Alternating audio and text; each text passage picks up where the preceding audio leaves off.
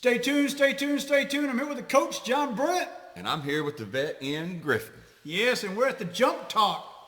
The Bachman Homestead. I'm learning words. Yes, Jump yes. Talk. So we're going all political on this one here. Yes. Because this is what politics is all about. We're going to talk about our favorite musicians. Yes. I love that. I'm a musician. I played guitar for years in a couple bands back years ago, but this is going to be our favorite musicians. What are we going to start with? Let's start with overall our favorite musicians of all time. Favorite artist or band? Yes, yes. Oh, this ought to be great. This is going to come with some great discussions. And I hope you put yours into the comments. Yes. Your top five. Because Yes. we're going top five. Top five. And this might not be the top five greatest bands of all time. This is top five, our favorite bands individually. It's just top five that has something that we relate Yes. to, There it that we is. gravitated to. Yes. So you want to go first? You want me to go first, Coach? Go ahead. Well, number five, and I kind of how I look at all these is I kind of look at the phase of my life. And when I entered high school, there's some little group came out called Motley Crue. Little group. And Wow. they came out with Shout at the Devil. I had to stay up at 10 o'clock at night to listen to it out of Dallas 98 Rocks to get it because they wouldn't play it before 10 o'clock at night because it had the word devil in it. And that was like the baddest album there was at the time. And it was just something completely different you ever heard, and I loved them for it. Well, I'm not going to disagree because anybody knows me knows that I'm a Crue fan. Actually, this year I've seen Motley Crue 11 times. Oh my gosh. And my wife for Christmas last year bought me Motley Crue, Def Leppard, Joan Jett, and Poison tickets for this summer. And then Whoa. COVID hit. And I got to wait a whole another year. Please, Yes. none of you old guys die so I can see this. But no, I'm not going to argue with that one. So, all right, let me give you number five for mine when this hit, it reminds me of Brad Jones. But when it hit, it blew me away. Guns N' Roses. Oh yes. When Guns N' Roses hit Welcome to the Jungle and Paradise City, it was like between the hair bands and before we had the grunge, it was like just dead set, hit you in the mouth, rock and roll. And Axl's voice and energy and his movements on the video. God, yes. Oh my goodness. So yeah, Guns N' Roses number five for sure. I saw them recently in Detroit, and I saw Motley Crue too, but I'll leave those for another time. But I saw Guns N' Roses with wife in Detroit. I actually took Gunner, his first rock concert. He slept halfway through. I don't know how you do that. Right. Guns N' Roses Yes. was, I expected, I had the low bar because you heard all the stories about showing up late and Axl throwing a tantrum. It was probably one of the best dang concerts I've ever been to. Yeah, it was great. That's just a couple years When he was ago. on, he was on. Yes. So my number four, they came out at a time, and when they came out, I just went to Korea, and I really gravitated to them, and that was Alice in Chains. Another When one. the Dirt album came out, I was just like, my gosh, this thing is, every song on it was phenomenal. And then their follow-ups were good too. With Jerry Cantrell and Lane Staley, Right. My gosh, the way they harmonized everything. Oh, it's beautiful. Totally different. My wife says it's dope smoking music. She goes, man, they sound like they're all on dope. Did she grow up in the 80s? She grew up in the 80s in Europe. Oh, okay. And so everything's more like Wham and Robbie Williams Oh, my gosh. and Nina and all those things and Yes. those groups. Pet Shop Boys. Pet and stuff Shop like, Boys, huh? So Well, that's amazing because I don't want to give anything away, but my next one, number four, and this was tough for me because I'm a huge fan of Stevie Ray Vaughan.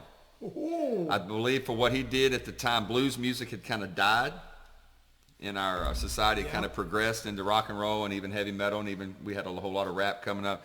And when Stevie Ray Vaughan came around, and his brother's band, even the Fabulous Thunderbirds, they brought back a Southern blues rock and roll sound. And Stevie Ray on a guitar, eyes closed, behind his back, however you want to do it, it was just make you feel the music.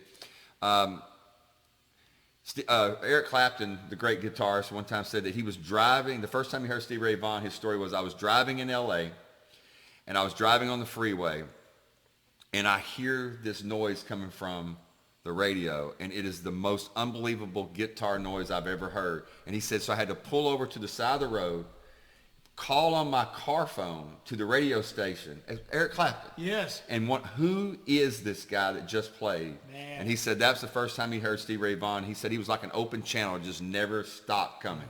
Old So soul hand. Stevie Ray Vaughan. So Stevie Ray Vaughan, you know, he's a fellow Texican. Absolutely. You know, so we'll have to hit that up here in a minute. Sure. And I will say with Eric Clapton, my uncle who could really play the guitar really well, he just loved Eric Clapton himself. So my number 3, and for the long time, when I was growing up, it was number 1, and that was the Boys from Down Under, AC/DC. I can promise you that I learned more about sex education through their songs than I did anybody else. Good or bad? Yeah, good or bad. Yeah, greatness. And AC/DC was phenomenal, and I actually saw them in 86 or 87. I can't remember what 87 or 88. I saw them on the Blow Up Your Video tour with White Line opening up for White them. Line. Wow. And they were phenomenal. And I would go see them again in a heartbeat. And even though not all of them are there anymore, you know, Malcolm's gone. Yeah. But the songs, I just loved them. They were great. And I actually saw a tribute band to them called Thunder Struck. Wow. A female band that they actually came to Iraq, and they came to Fort Campbell, and I actually got to see them there. And they were pretty cool. But who does not like an AC/DC song? I mean, It's a great sports arena song. A lot of times you go to concerts and they were playing AC/DC prior to the concert when you're going to see someone else. I mean, it's just a great arena place. I even named my car after an AC/DC song. My car's name is Rosie, for a whole lot of Rosie. A whole lot of Rosie. Yep. So you know you can't go wrong there. All right, number 3 for me, Metallica. Yes. When I was growing up, I hadn't heard much about Metallica, but when I did, it was like I couldn't get enough. Had a friend of mine move down from the Dallas area and just submerged me in this Metallica and Megadeth at the time. But Metallica, I can't think about the 80s or the early 90s. I can't think about MTV. I can't think about concerts without thinking about Metallica. I mean, the songs they had, the albums they had, everybody was kind of going this glam rock or hair bands, and they were just blue jeans, tennis shoes, concert shirts, and just, you know, pedal to the metal. It was beautiful, beautiful. All right. So, Coach, my number 2 is Metallica. Oh, there you go. So, stories I got with them is I remember in the 80s, where we're from in East Texas, you couldn't get a Metallica album unless you went to Dallas. Or you had to order through the backside of Hit Parader. Oh, yeah. You had to order it to come in. So hardly anybody did here in East Texas. And when I went in the Army, I got inundated in Metallica real quick. And I will tell you, during OIF2, when I went to Iraq in 2004 and 5, one of my pre-battle drills was sitting in my office that morning, cleaning my weapon, counting my bullets, lubing them all up, doing all those things there that you do, and listening to Metallica before I got ready to go on a convoy. Wow. Because that was my premeditation, was just That's listening greatness. to That's Metallica. great. And my commander was the same way. And we joked because they were coming to Germany before we went down there and said, if we could just get Metallica to play at our ball, that would be great. That's greatness. So anyway, that's my number 2, man. Number awesome. 2. Well, my number 2 is also one that was on your list, Alice in Chains. And this was, Alice in Chains to me is not only an unbelievable band with Jerry Cantrell and Lane Staley, but also one of the things that we went through in the early 90s is we had what they call Unplugged. Mm-hmm. And the Unplugged, to me, of course, a lot of people talk about Nirvana. Yeah. And then one of my favorite Unplugs, of course, is LL Cool J. I mean, people don't even know that he did one. Yes. And Stevie Ray did one that's amazing that you can't find but just a few songs. But the one with Alice in Chains, they had not been together for a while. Lane had been going through a lot of issues with his health and with his drug use. And they came back and they did not really know how it was going to happen, you know, listening to, you know, interviews later. And it was a most unbelievable MTV Unplugged, and I'll never forget that. But just that sound, that voice, the rooster, I mean, it's just what my kind of music was about. Yeah. So number 2, Alice in Chains. So my number 1, that song, The Rooster, there's a whole other story behind Yes. that. But my number 1 of all time is Chris Cornell, Soundgarden, Audio Slave, Temple of the Dog, or just himself. Chris Cornell, I went to a concert in Nashville, and we were supposed to go to a Shinedown concert, and my wife goes, I know you love Chris Cornell, he's going to be in. Let's go to that instead before you ship out. And I was kind of like, he's going to be by himself. It's going Yeah. to be solo. I don't know if it's going to be good. I don't know if I want to go. When we went to the Ryman, it only holds like 3,000 people. And my wife was not a big rock fan at all. And she sat there and she was silent during the whole concert. And I'm like, man, this sucks, because she's going to hate this thing. And she goes, oh my God, Ian, that's the greatest concert I've ever heard in my life. Yeah. She said, he can really sing anything. And the next day I wore a shirt of his, and the lady at IHOP, I went to IHOP the next morning, and she goes, oh, Chris Cornell. He's the only guy I know that can even sing the ABCs and make them sound good. There you go. Yeah. But I just love everything he sings. I think he has a great voice, and I can just marinate in his music. Sure. I mean, Audio Slave is one of my favorite bands, a top 10 band. Temple of the Dog, a lot of people don't know about, is unbelievable. Unbelievable people getting together and doing that. It actually was for a friend that I think had died of an overdose. Yeah. But it's sad that, how his life ended. But it's also, they just had a new song came out by him recently. I can't remember what it was. Purple Rain? No, he did, gosh. I forgot what it was, but it's almost, I was driving in the car trying not to cry. It was so amazing. Yes. Because that's just what he does. All right, I'm going to hit number one. What's number We got one? so much more to do. Number one, there's no doubt. Anybody knows me is watching this, I don't even have to say it. It's the great Motley Crue. I mean, you don't go see anybody 11 times and you don't just absolutely love them. There'll be a story I talk about. We're going to talk about our favorite concerts, and I'll talk about, one of those concerts being Motley Crue. But to me, Too Fast for Love, when it came out, I heard a little bit of it. And when I heard Shout at the Devil, I just was blown away. There's a friend of mine, Darren McCain from Dangerfield, that he'd moved to Longview. My great story with him was we had heard that they're going to have a new album come out, Theater of Pain. We'd heard about it. They're going to release they used to do that on MTV. They actually played videos. But they're going to release a video. It's going to be played at 7 o'clock on this night, and I headed to Longview. I say I headed to Longview. He said he came to my house in Pittsburgh. We had this debate, but when it came on, we were like two kids in a candy store watching Smoking in the Boys' Room. Oh my gosh. The video come out. But anyway, Motley Crue to me was the ultimate 80s rock hair band. Yeah. They were loud. They had the good-looking singer. He had the screech. He had the bassist that was big, tall, ugly. He had the blood on him. Tommy Lee was the drummer from, he was just amazing. So to me, Tommy Lee, Mick Mars, Nikki Sixx, and the great Vince Neil had had the best 80s band, and to me, they're my favorite. Yeah, I loved them in the 80s. Oh, yeah. I look at that as part of each one of these I look at as part of the phase of my life. And Motley Crue was definitely a part of the phase of my life, especially in, where we grew up here in East Texas it was a Christian belt for sure. Sure. You couldn't go around wearing a bandana with freaking a pentagram on your head. I never felt cooler wearing concert shirts in Pittsburgh High School. I'll just tell you that. Oh, Real gosh. quick, I have to throw these out. A couple of honorable mentions that are really, I've seen Bon Jovi, love Bon Jovi, Goo Goo Dolls, Stone Temple Pilots. Man, they have got so many great songs. And then there's a band a lot of people don't know about, but you need to go check them out. When Stevie Ray Vaughan passed away, his bassist and his drummer got together with a guy, Malcolm Milligan out of Austin, and had one of the best bands that's ever been put together called Storyville. Go check them out. Storyville, amazing. So do you want to drift into some Texas musicians here, Let's do Coach? Texas ones. Let's do them quick because we've taken up so much time. God, hit me with number 5. Number 5, I got Pantera. Poof, number 5. Yeah, man. And you can't go wrong with that. They're on my honorable mention list, so I'm not going to go anything. That was real close to being on the top 5, to be honest with you. All right, my number 5, George Strait. Yes. The King George. So King George, anybody that's been around whenever I left an installation, I had a ceremony and I'd have to give a speech. I'd always quote King George, "The Cowboy Rides Away." But he's my number 4. So. All right, and so my number 4 is going to be a Gilmer, Texas person born in Gilmer, Texas, right down the street from where we grew up. I am a blues lover. I played in a blues band, played blues music, and the great Freddie King is from Gilmer, Texas. And if you haven't heard Freddie King, to me, we had talking to somebody the other day, I think Freddie's better than BB, but that's just me. You got to check it out. Freddie King, number 4. So my number 3 is my mom saw him in concert, and I haven't, and he just passed away this last year. Is old Kenny Rogers. Kenny Rogers. Man. The Gambler. The Gambler. Wow.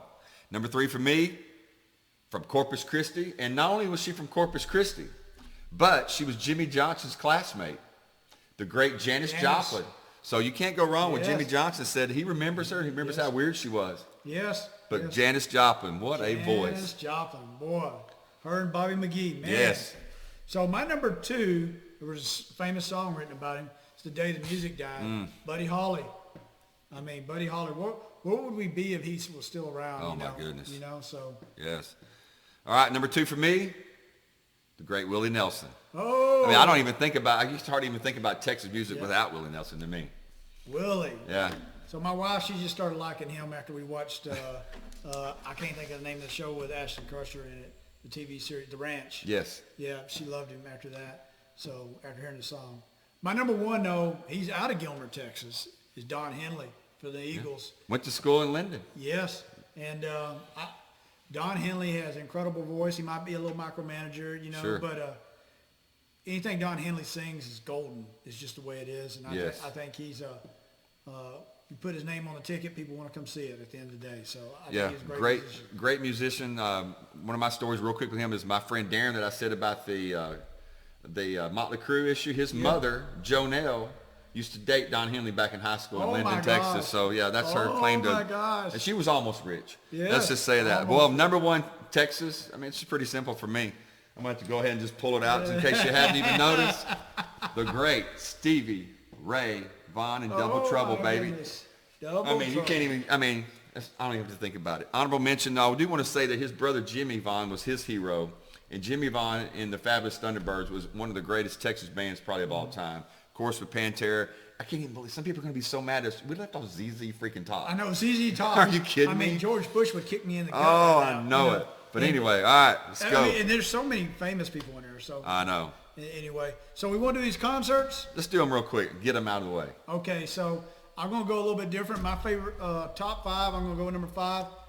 Wife and I went and saw Brad Paisley and Blake Shelton. Blake Shelton opened up for him.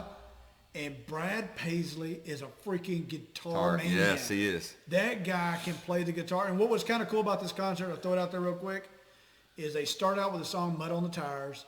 And they play the whole first verse up on stage. And he's not there. It's a hologram. Oh, He's out in the audience, and he kicks it all back over again, and he's starting to play it. And it is just crazy. It was a cool concert. So wow, that sounds great. My number 5 is Ozzy Osbourne, but Queensryche opened for Ozzy. Oh, And at the time, Queensryche. Queensryche was really kind of getting big. They were about to start headlining Yeah. some tours. And Ozzy had a change in guitar. And I remember going to that concert, and I was like, well, this Queensryche, you know, it's going to be great. And I remember thinking, Queensryche didn't play long enough. They were that good. Really? They were really good in concert. I remember his last name was Jeff, Geoff. Tate, and he was a great singer. But yeah, number 5, Ozzy and Queensryche. He had some pipes. Was Jakey Lee the guitar player? Absolutely. Yeah, Jakey Lee. So there you go. So my number 4, the wife and the boy and I all went and saw GNR in Detroit, and they rocked the place. I'm bet. talking, they just rocked it. And it was the year after Chris Cornell died, and they even did a tribute. Oh, wow. It was really good. My number 4 is a little different. One of the reasons that I really got into playing guitar, my dad had taught me guitar, and then I kind of put it away a little bit, and I met a guy named Elliot Nicholas that moved down to Pittsburgh. He moved back to Dallas, and when I moved to Dallas, we stayed in touch, and we went to see 3 of his favorite guitarists, but ended up being a couple of my favorite guitarists later. It was a G3 concert, as they called it. Man. It was Steve Vai, Eric Johnson, and Joe Satriani, all at the same spot. And Elliot and I went, and it was at a smaller place, and I can't remember the name of it, but it was it wasn't like, Reunion Arena or something like that. It was a place probably held about 4,500 people, and it was one of the greatest things. And actually, Chris Duarte from Austin, another blues guitarist, actually opened up for those 3. Wow. And from what I understand, later on, talking to him, I think Andy Timmons, that was from Denton, played with them that night too. So it's just a bunch of great guitarists. So out of the 3, who did you like the best? Joe Satriani, no I love doubt. Joe. I love him. So my number 3 is Alice Cooper concert. I've seen him twice, but what I really loved about it was Hal Storm. Lizzie Hal freaking opened up for him. This is just last summer. And if you want to know somebody got some pipes, they're not fake. They're not fake at all. You go listen to it. It sounds just like it. The girl has the best pipes in all of freaking rock. That's She great. can scream better than anybody else. And when she does it, she screams on the tip of her toes too, playing the guitar. She is badass. It's fun to watch. So. Wow, let's do it. This is one of the most memorable concerts for me, it's good and bad. Rat and Bon Jovi in Shreveport. Oh. I had a friend of mine that we came in contact with again last week when we were at Los Pinos. Scott Chris was there with me. He came with me. Barbie, my mom took me and him, Darren McCain, and John Rivers. Now, not Johnny Rivers from Pittsburgh, but John Rivers from Danville, which died in a car wreck a few years after that. But it was one of these concerts at Shreveport at Hearst Memorial, if you don't know. It was all general admission. So my mother, God bless her soul, I mean, she loved this so much that she would drop us off at noon for a 7 o'clock, 7:30 concert so we could stand outside in the heat all day. Yes. You know, we were great kids. We didn't do anything wrong. No. And we'd sit there and wait for them to open the doors at 6 o'clock, and we would bum rush the stage, hold on as tight as we could because everybody's coming.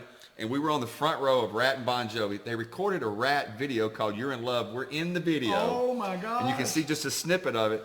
But Rat Bon Jovi, Scott Chris reminded me of how great it was to just to grow up in Pittsburgh. I posted something about that this week, and about 200 people liked it and started sharing it. Because you know what? Growing up in Pittsburgh, I wouldn't change it for anything. All right. Sorry, but I kind of went off on it. No, so my number 2 is at the same place in Shreveport in 87 or 88. I went and saw my favorite group at the time, which was AC/DC, and some little bitty group called White Line had opened up for them. They were actually good. Wait. Tell me. And when we were there, kind of weird, I won't mention the guy's name, but there was a guy that was with us that was older. Of course, he was over 21. He bought all the alcohol. Yeah. We were underage. Don't tell on him. And Statute of limitations over, though. yeah, and he was diabetic, and he didn't take his diabetes medicine. Oh, my God. And we didn't know that. And I got in a fight with him because he wanted to leave, and I'm like, dude, I come to see my favorite band. Right, no, I'll we're kick not your leaving. ass right now. Let's do it. And as I pushed him a couple, I said, you want to fight? Let's fight. Hey, we're going to fight over some AC/DC, man. And there was a circle around me, and That's one of my crap. friends came up and said, hey, they're all watching. You're going to get thrown out. Oh, be And careful. I'm like, man, I'm staying here for AC/DC. So anyway, All that was right. kind of weird. So Well, I have these even switched on my list, and I've been debating it, but I'm going to have to switch them on my list again and say the second favorite concert of all time was the Texas Jam, and I want to say it was in the summer of '87. Oh, man. Van Halen was the headliner. But if people don't remember the Texas Jam, it started at noon and would end about midnight. Yeah. And there was Bachman Turner Overdrive was there. I mean, gosh. I think Aerosmith was there one year. Metallica was there one year. It was just a great concert. But I remember my mom dropped us off at the Cotton Bowl. And it was so hot outside, they had sprinklers going in the Cotton Bowl. They had some people hanging out on blankets selling some nice cigarettes, let's just call it. Yes. But it was just an experience. And that time of the 1980s, it was about sex, drug, and rock and roll. It really was. Yes. And it was a great time. I'll never forget the Texas Jam. I know I went to 2 of them, but I believe that one was '87 with Van Halen. Well, Coach, I will say this is, if you wasn't from Texas, around Texas, Oklahoma, Arkansas, Louisiana area, you can't understand how big that was.